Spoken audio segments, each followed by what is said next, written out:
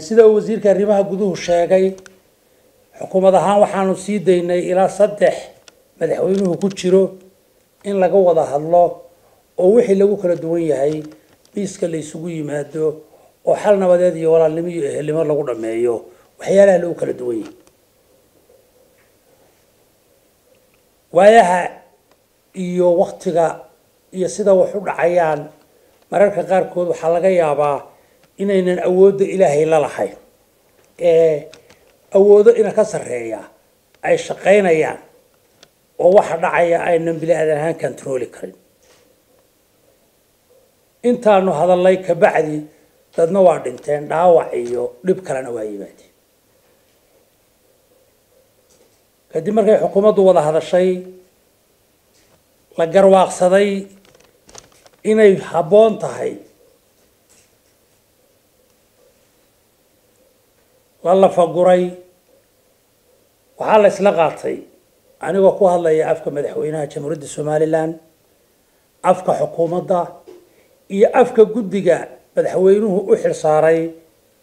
arrimaha oo ah wasiiradan hadda aanu isdhinac fadhino in ay xukuumadda Soomaaliland ku baaqdo laga bilaabo waqtigan aanu hadlayno in xabad joojin bilaa shuruuda aanu ku dhawaaqno dhankayaga haddaan nahay xukuumadda jamhuuriyadda Soomaaliland xoogaga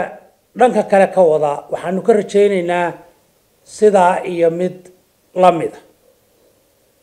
waxa la wixii lagu kala duwan yahay goob kasta iyo meel kasta iyo waqti kasta xukuumadda jamhuuriyadda Soomaaliland waxay diyaar u tahay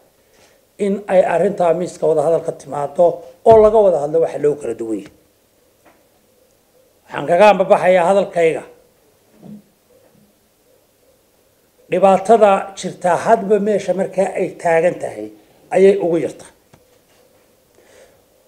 maanta halka ay taagan tahay hadaynu ku afqabano kulligeen guul baynu wada joognaa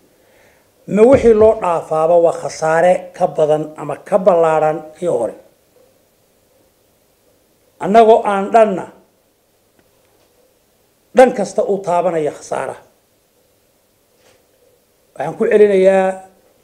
dawladda jamhuuriyadda Soomaaliland waxay diyaar u tahay inay miiska wada hadalka timaado xabadana joojiso walaalahayo iyo dadka aanu kala afkaarta nahay iyo dadka sharafta leh iyo dadka noloshu qiimaha ugu fadhido iyo dadka hogaamiya ee karaamada iyo sharafta leh ee arintani dhibayso waxaanu iyagana ka filaynaa inay go'aamada kuwa la mid qaataan oo ay xabadda bilaa shuruud ku joojiyaan miiskana la isugu yimaado lagana wada hadlo wixii aynu ku kala duwanahay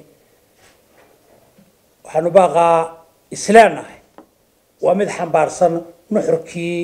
dawladnimo iyo qaabkii nabad loogu soo celin lahaa gobolka Sool gaar ahaan degmada Lascaanood aad iyo aad baan idin salaamayaa guul la weyn idin rajaynayaa waad mahadsantihiin